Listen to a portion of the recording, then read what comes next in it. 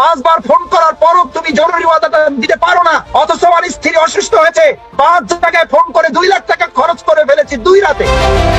আগে বাইতুল মালে মাসিক চাঁদা নাকি বউয়ের চিকিৎসা, এমন প্রশ্ন রেখে বিএনপি নেতা রাশেদ খান বলেন, বউ গেলে বউ পাওয়া যাবে, কিন্তু বাইতুল মালে চাঁদা না দিলে দল টিকবে না। তিনি বলেন, ধর্মীয় আবেগ ব্যবহার করে মানুষকে ব্রেন ওয়াশ করে চাঁদা সংগ্রহ করা হলে তা ধোঁকাবাজি বা চাঁদাবাজি শামিল হতে পারে। সামাজিক যোগাযোগ মাধ্যম ফেসবুকে এক পোস্টে বিএনপি নেতা রাশেদ খান বলেন, কোন দল যদি সত্যিকার অর্থে ইসলামিক আদর্শ বা শরিয়া আইন বাস্তবায়ন করতে চায় তবে সে অধিকার তাদের আছে। তবে ইসলামের নামে মানুষকে বিভ্রান্ত করে চাঁদা আদায় করা শরিয়া সম্মত কিনা সেই প্রশ্ন তোলেন তিনি। ওই পোস্টে রাশেদ খান আরো বলেন, সম্প্রতি সামাজিক যোগাযোগ মাধ্যমে ছড়িয়ে পড়া একটি ভিডিওতে জামাত নেতা শফিকুল ইসলাম মাসুদ বলেছিলেন, বাইতুল মালে মাসে 5,000 টাকা দিতে পারো না, কিন্তু বউয়ের চিকিৎসার জন্য 2 লক্ষ টাকা খরচ করে ফেলো।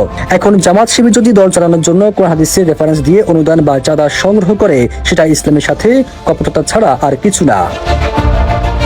তিনি আরো বলেন, যারা ইসলামিক আদর্শ প্রতিষ্ঠা রাজনীতি করে, ইসলামের নাম ব্যবহার করে এমন কপটতা তাদের জন্য বিব্রতকর। ফেসবুক পোস্টের শেষাংশে ইসলামের নামে কপটতা বন্ধে সবাইকে সোচ্চার হওয়ার আহ্বান জানান রাশেদ খান। তিনি ওই পোস্টে আরো উল্লেখ করেন, হয়তো এই জন্যই এনসিপি নেতা হাসনাত আব্দুল্লাহ সাংবাদিকদের প্রশ্ন করেছিলেন, জামাত ইসলামী কি ইসলামিক দল? Sabuj Alam, reporter, channel AB news.